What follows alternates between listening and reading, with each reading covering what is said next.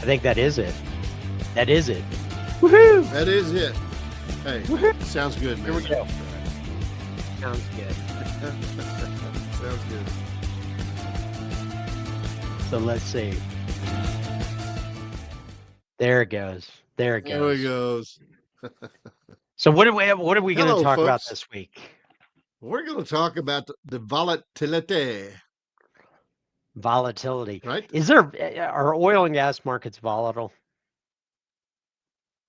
You know, what's interesting is the oil and gas markets are such a unicorn in the world of commodity markets that when we use regular terms like volatility, the we would say that, oh, well, yeah, that's normal in energy markets.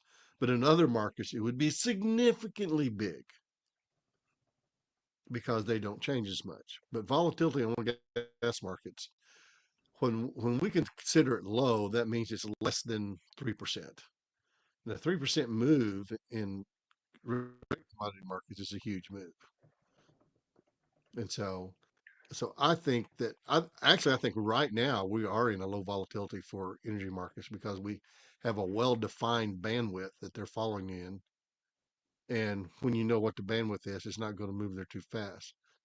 But you know, natural gas can really surprise you on a hot day or little problem because oil and gas requires equipment. Equipment breaks, and when Right. equipment breaks, it changes the price. You don't see that in other commodities. And Right. No matter how many times you save the world, it always manages to get back in jeopardy again. I mean, all the time. I mean, All I the can't all tell you the how many time. times I've saved the world, but it's also Yeah. part of my global domination plan. So we'll talk about Well, that some other time. here's the main thing is that when we get into commodity markets, a kind of a rule of thumb that I go to is in equity markets, if you are moving 1 to 2% on one day, that is dramatic, that is big, that is headline grabbing, that is changing markets. In oil and gas, you can have a 3% day and it's like, yeah, okay, that tracks. Natural gas natural gas on the day that we're recording this is up 4.86, 5%. So on the day that we're recording this, natural gas went up 5%, and the market's like, yeah, okay. That means that the markets can be 5 times, 10 times more volatile than equity markets, but they don't always translate to that type of volatility. They do on the day, but then when we pull Right. back out, we can look at Look at the close. we can look at crude oil during most of 2025 to date has oscillated between $60 and $70. Now there's periods above and periods below. Okay, so those periods, and as you can see, the above and below on this particular day, you went from 78 down to $68. So that is a massive volatility swing. And so on any given day, it can be incredibly volatile. But if you pull back and take a look, most of the time, most of the price action has been between 60 to 70. So what we're going to talk about today is how to function in those markets. And natural gas, 340 to 450. Now that's a dollar something range, but as you can see, most of the time has been between 340 and $4. So most of the Right. time has been within a 60 cent, which 60 cents on $3 is still a lot. I mean, that's a 20% range. So you're talking about a lot. So when we talk about volatility, it's important to ring fence and say, what is volatility? What is your starting point? Because if you compare energy markets to equities, you are already in a different volatility universe. Okay. if you have already understood that.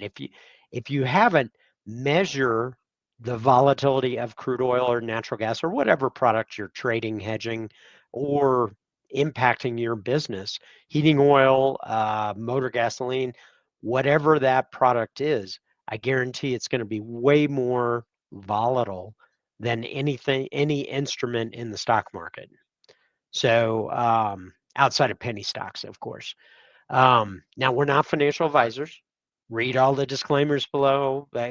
This is based upon years and years of commodity trading experience that we have had in the energy business, because we have traded, hedged for trading companies, for multinational oil and gas companies, for producers, midstream, and consumers.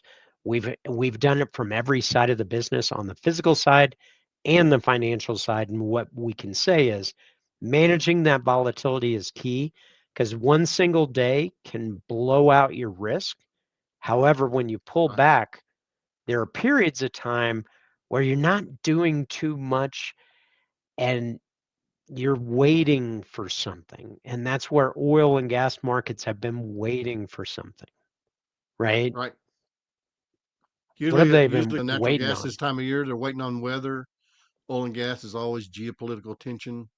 I mean, the oil Right. side is always geopolitical tension or non-tension.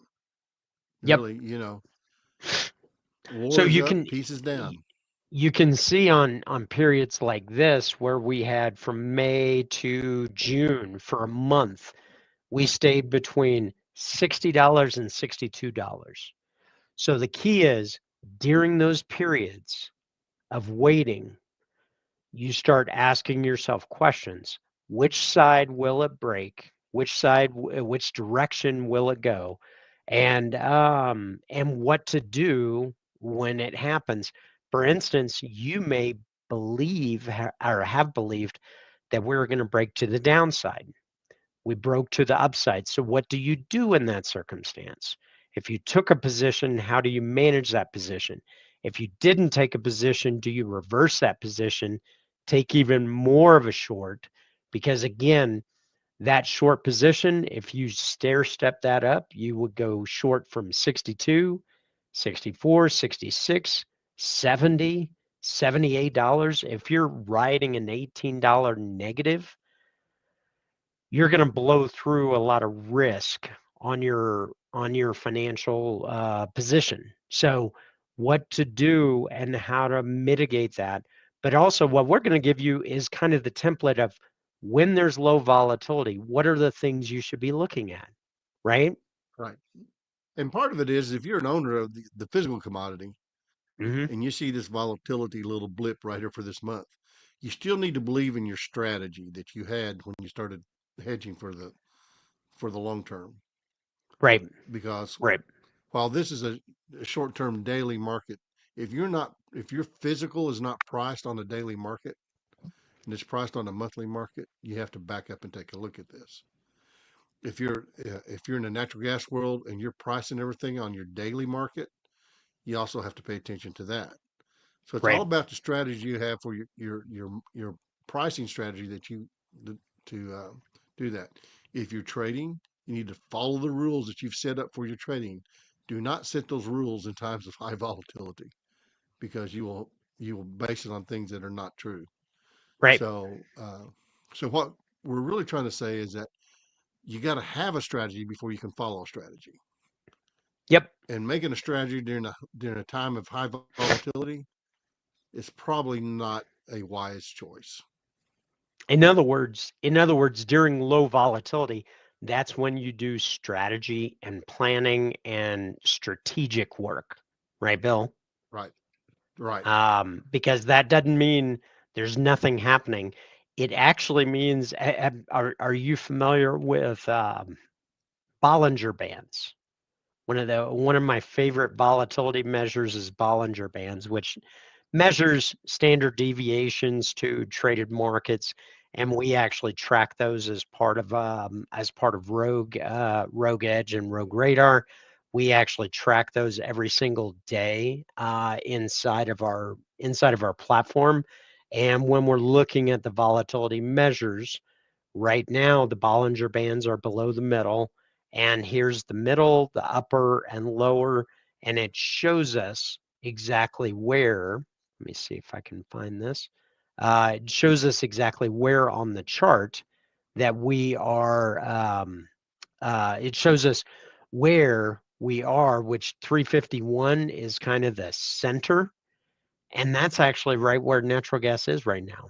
And then if we go to crude oil, let's take a look at that. On the Bollinger Band, 68.24, we're currently right on top of that one. Well, we dropped off today.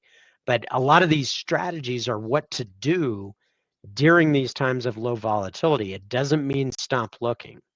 So for natural gas, here is a hit list of what we look at typically. Now I say typically because there are multiple things that we look at in the marketplace. I was just going to show the Bollinger Bands here. That's moving averages. There's MACD, and there's the pivot points, RSI, and Bollinger Bands.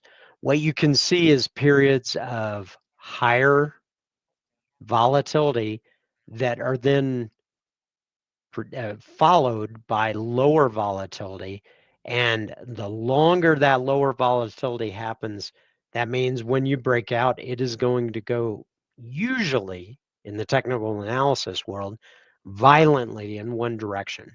So, natural gas, what are the key things? What are the key signals that we should be watching for during periods of low volatility, Bill?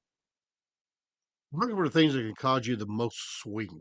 In other words, on the fundamentals, it's a supply and demand. And so when you're looking at stuff that can give you the biggest swing, first of all, on the demand side is LNG exports.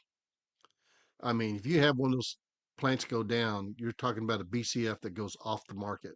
If it comes back on, it's a BCF that comes on the market. A BCF is significant enough to change the pricing on the natural gas. And so Mm-hmm. you're always looking at that. And so right now you see we're hitting new records with a 16.1 BCF a day feed gas. But the bottom line is that's still not to the top of our capacity. Right. Capacity is around 18 if I remember right. So there's Yep. room for it to even go up from there. So that's Yep. going. So there, what you have to do is you have to look to the market, which is mostly Europe and Asia. And so Europe, I was reading an article this morning saying that Europe is a little bit concerned about their storage is not filling fast enough to be ready for the winter.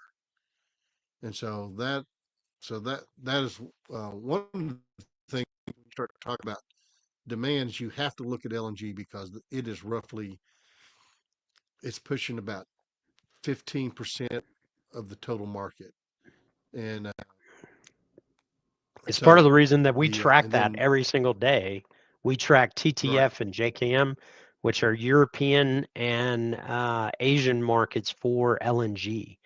And right. that's why watching those LNG exports, you can watch the export here, but where is it going and why? You know, what is Well, actually happening? For instance, when we look at the LNG prices, where am I?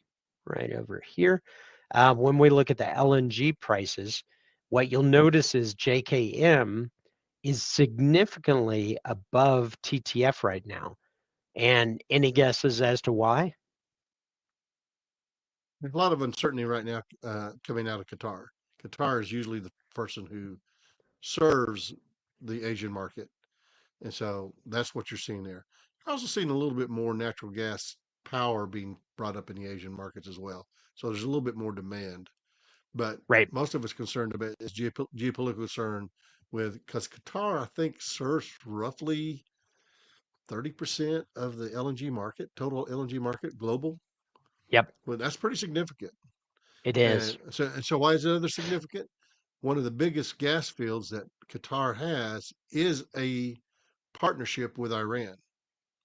And so with all the Mm-hmm. things going on with Iran, so you have to sort of be this is what we're talking about. You have to go a little bit deeper than just looking at the formulas. So, and by the way, we show here in the summer for LNG exports, those exports continue all into the winter too. It just has a little bit different volatility deal because it's filling the LNG, and so it's going to be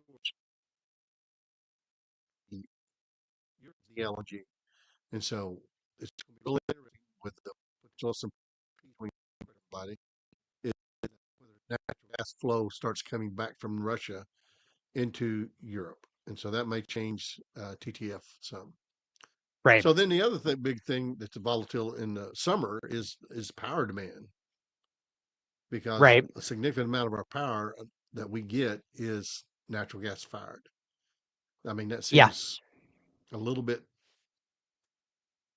weird, but actually, the hotter it is, the more natural gas you burn. The colder it is, the more natural gas you burn.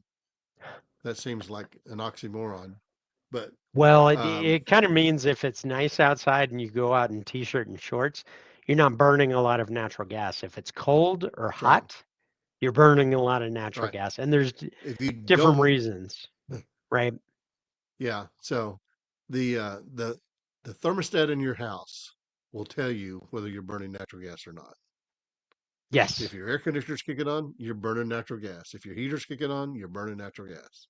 exactly. And so, So the key so that's and that's exactly what the difference is between looking at the summer, you're looking at LNG exports and power sector. In the winter, we're predominantly watching residential and commercial because those weather spikes can present a lot of demand.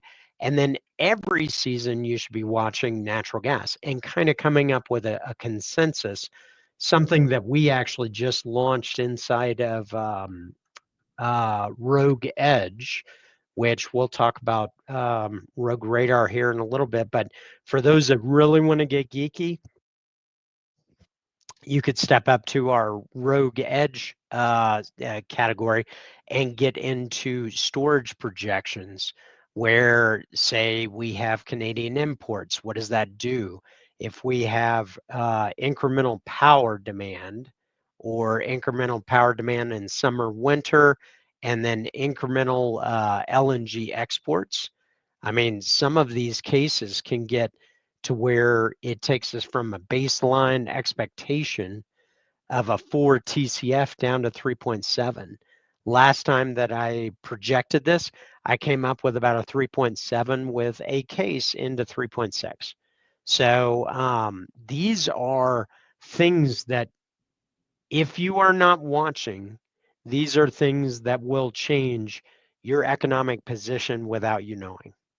So, looking at LNG export and power demand, such as the export capacity expansion in LNG Canada, the European market dynamics, what's happening over there on the storage refills, and that's what Bill was just talking about, and weather driven power demand, and something that is slower moving but is going to change energy markets for years to come is going to be AI, because AI is going to right. consume a lot of natural gas.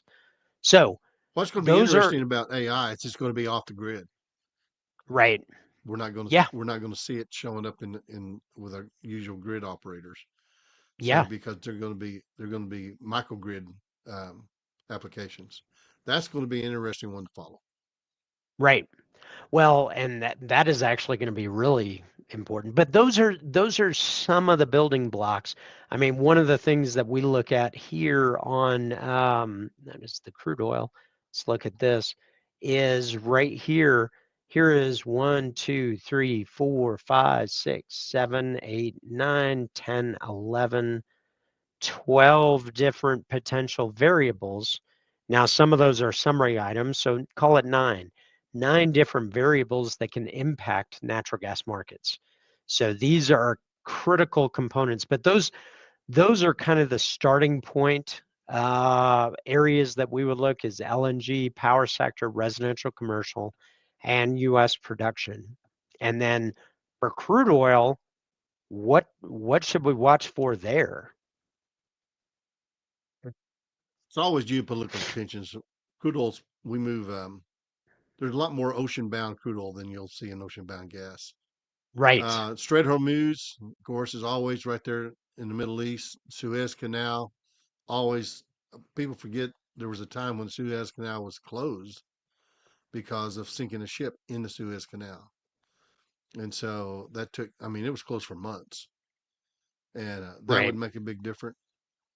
So, as And Brian's just showing you, let me just drop those on a map. So Suez is that Canal, tanker traffic there? this is tanker traffic. Okay, This is the Strait of Hormuz right here. This is Suez Canal, and this is the Strait of Malacca down there.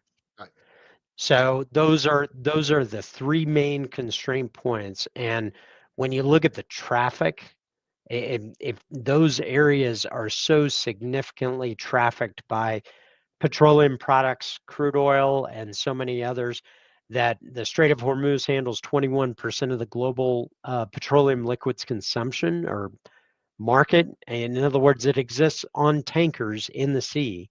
And some of those right. recent tensions, because when we're looking at this, one thing you will notice is there's a lot of discussion around Iran. And what is that border? That borders this entire sea line all the way past the Strait of Hormuz, which is right here.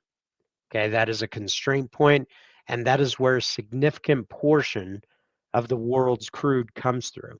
Suez Canal is another one because it's the port or it's the constraint point from a lot of the Gulf producing states that goes into the Mediterranean. And then the Strait of Malacca is kind of the best shipping route from the Middle East to Asian markets. So Right. that's why all three of those, and where I'm painting is you can look and see why Israel, Iran, that conflict is important. Why any Chinese impact or geopolitical events, that's important to understand as well as Russian flows from Russia into Europe. That is important because by displacement, the less Russian gas and oil that goes from Russia to Europe has to be replaced. And the US is a logical place. The US and South America is a logical place to um, replace those volumes. So So the the other thing on that you have to on shipping that you have to understand is that the U.S. Navy has guaranteed the safety of a lot of ships in the past. As we see that mhm. Navy pull back, you're going to see a lot more vulnerability to piracy and a few other things. And no one so far has stepping up because no one has the Navy to step up. And so it's going to be interesting as it goes along. Uh, I think what we'll see is I think we'll see India take a big step in this, which will be really interesting to see as far Oh as yeah. policing the oceans. Yeah, so that will be interesting.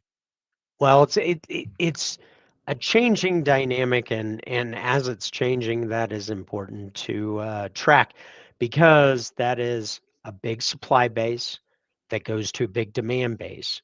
Now, let's look at OPEC Plus and some of the supply signals because, as we discussed before, just a small fraction of crude oil supply or market changes the market significantly. And so OPEC and OPEC Plus controls roughly 40 to 50%, I think 45% of the global oil markets. Yeah, yeah, That sound about right? yeah. So when you tack that up, this is part of the reason that watching, okay, OPEC production, what are they doing on their supply? What are they doing? They just announced a August hike of over 540,000 barrels a day, and the IEA is projecting this to be a surplus on supply and demand, but we haven't seen that yet. When the Yeah, it supply hasn't been demand showing up in the prices. Yeah. it hadn't been showing I up in think the what's in it, prices, but the supply and and demand has the, been China's been surprising this year. so far. Yes.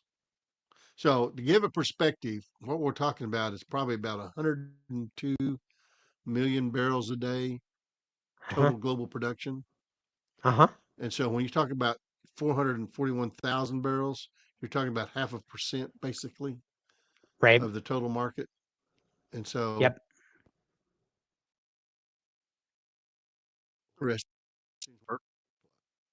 our surplus is only a little over half a percent of the total production. Now, if you're looking for something to back things up, half a percent's not a lot. No. And so it's interesting how this all plays. And the It shows you how and most of sensitive that the surplus is volatility Saudi is, Arabia. right? Yeah. Right, It, it right, it shows you how right. sensitive it is to that volatility. In other words, half a percent moves the markets significantly, and then you add in what you were talking about, Saudi Arabia. You're talking about massive, massive shifts, Right. right? So, And what's interesting is the US is still the largest producer. right, yep. Which is really surprising. Over the last 20 years, we've gone from just relying on so many foreign imports, which we still import. A lot of people forget that Right. we import because it's a crude quality difference to Yeah, it's a being in the refinery issue. export markets. Yeah. Now, what is a good strategic approach when volatility is low, Bill? Well, I mean, understanding first of all why it's low. That's why we talk up here when we're talking about watch and wait. You don't always have to act. Right. Sometimes you have to believe in your strategic and in in your own strategy. And so we're not saying watch and wait because you don't want to do anything. It's just not a time to act sometimes. And so you just have to be. I know I'm telling traders something that they don't believe, but sometimes you have to be patient, which is not. I've never known a trader to be patient. And You know so, what my wife told me? She told me once we were somewhere and she said, I can tell you used to play baseball. I said, what do you mean by that? And she said, you have a way of carrying your body and your stance to where you're both relaxed and ready to spring into action at a moment's notice. And I said, what do you mean? And you mean I'm just tensed up? And she goes, no, it's like this weird balance. And she said, I can spot old baseball players because they've found a way to stay relaxed and ready, but on a moment's notice, they're ready to spring into action. So the key is on the watch and so you're wait. like a, so you're like a cat. Yes. That's what you're Yeah. saying. Yeah. Yeah. Don't Yeah, don't distract yeah. me with some bright shiny thing. I'll look at that. I get my Of laser course, pointer out. isn't that a great analogy for traders? Just Oh yeah, bright shiny thing. yeah, yeah. Yeah. Exactly. Bill sometimes claims that I follow the bright shiny thing. So watch and wait, timing and flexibility. So here's the key thing is that Bill and I were just talking about this morning. You want to control everything. I want to control everything. Bill wants to control everything. Everything. Guess what? We don't. It's going to No. happen. Things are going to happen, and it's how you respond and how you incorporate that into your decisions and your focal points that matter. So having flexibility on both your timing, positioning, entries, exits, all those things. And again, we're not financial advisors. Read all the disclaimers, so on and so forth. Signal monitoring. Main call. All is well. All is well. Then signal monitoring. This gets back to the watch and wait, timing, and the flexibility. This is remaining watching for those signals. And I'll give you a perfect example. During 2022, natural gas and crude oil kept going up, and we kept saying that the fundamentals weren't sized up. So we had to stay positioned in that watch and wait and be ready because when the rug got pulled out, the commodity price dropped significantly because supply demand was not supportive of the levels, right? That's kind of what we were expecting. So then having kind of an advisory or strategy and then capital discipline, all of these are very, very important. So then what is the conclusion? Calm waters, navigating the calm waters in volatile markets, having an opportunity, being ready to capitalize on that opportunity. If it doesn't go your direction right away, plan your trade, plan your hedge. These are these are important to plan and execute. And then having timing and discipline, maintaining a capital discipline while optimizing the timing of decisions. Those are important. Managing risk effectively.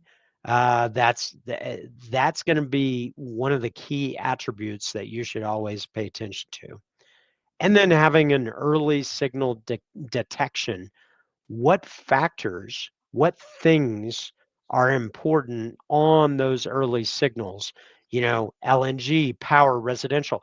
What are the key factors that will move you in a potential direction? And then having the capability to be um, have an agile response. For example, Bill just zigged and zagged in and out of this room because he's very agile, aren't you, Bill? That's right. That's what I call it. I'm not quite the cat-like responses that you have, Brian. I'm more like an armadillo. So anyhow, these are the core attributes to evaluating the business. And if you don't know much about us, we are Energy Rogue. We focus on energy markets solely, and we focus on the fundamental part of the market and the technical side of the market, and we put it all together into a package. We have two layers of service. Rogue Radar, which is $89 a month, Rogue Edge, $179. For Rogue Radar, you're getting a video with deep insight into the markets, plus 2 PDF reports that come out. Monday game plan, which maps out the week. And then later in the week, we actually do our convenient red light, green light. And this is where we actually in Rogue Radar right here we actually have included in that is a daily market summary for natural gas and crude oil that goes over to technicals, fundamentals, everything you want to know about the markets. Plus, we deliver deep insight into our narrative around the market. So that is $89 a month. If you go to energyrogue.com, click the buttons, you can start 14 days for free. So there is a button down below, or you can go to energyrogue.com and sign up for that. But there's no reason not to start today. So if you're not tracking these things, you don't have to come to us. Be tracking them because they are going to be important for you and your business, you and your trading, you and your hedging. However, you are incorporated into the business, whether it be as a trader, as a hedger, as a producer, as a consumer, it's all an important aspect. And Our deepest fear is that we are powerful beyond measure. yep. That's right. So, So we're here to help you guys be a better you, do your job better, and we'll try to get you the information you need at a reasonable rate and in a very timely manner. yep. So listen, thanks so much. That is a little bit about volatility and what to do in low volatile times. It does not mean that you remain idle. It means that's actually when you study more because things are going to get crazy later. So understanding what those variables are is kind of like farming. That's when you plant the field. You're going to be ready for the grow season. You don't plant your corn when the corn markets have gone wild. You plant your corn before, but you're out evaluating the corn markets before. So to kind of bring an ag reference in. What do you But know that's about all. planting corn? I grew a cornfield in college. I Oh know my about gosh. planting. Yeah, I grew a cornfield. I don't. Dang You Aggies. want to know Here we go. why? You want to know why? I worked for Because the it was better than Department taking of some other course. Entomology for the bug department. Oh, wow. That's impressive. Yeah, Maybe not in that good way, but it's still impressive. it is impressive. So it's impressive that I actually grew corn. But anyhow, So, that's all I folks, you got. get it right here. What are your Brian, the closing corn grower. thoughts? Huh? Well, my closing thoughts is that when it comes to volatility, it's always going to be there. It's coming and going. It's going to be there. You need to be prepared for it. And yes, you can prepare for volatility. What you can't prepare for is volatility while you're in the volatility. Right. And so that's the hard part. So do it before it comes at you, and know where you're going to go and trust your strategy. Yep. So listen, folks, thanks so much. We will see you next week. Appreciate you. Thanks for following. Drop us a comment if you got any questions. Drop us a like if you think we earned it. And we look forward to seeing you inside. We'd love to see you inside a Rogue Radar.